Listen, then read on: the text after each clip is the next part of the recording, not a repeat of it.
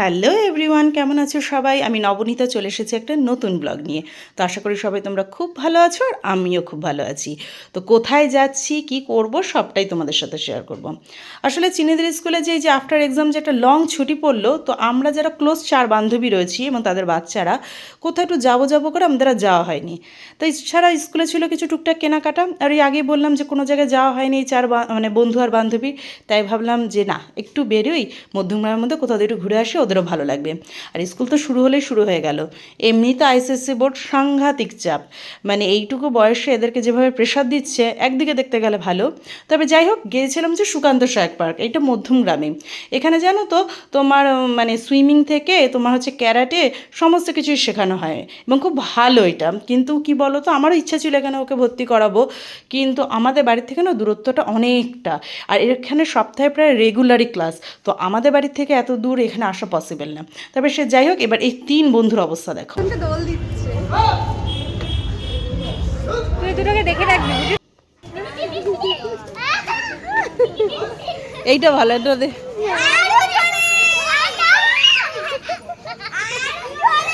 তো ফেরার পথে গিয়েছিলাম হচ্ছে বালানি বলে একটা ক্যাফেতে।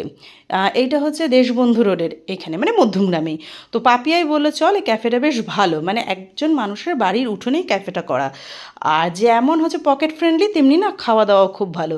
তো আমার ফার্স্ট টাইম এসেছি, কিন্তু খুব ভালো লেগেছে। আর এই 3 বন্ধুর অবস্থা দেখো।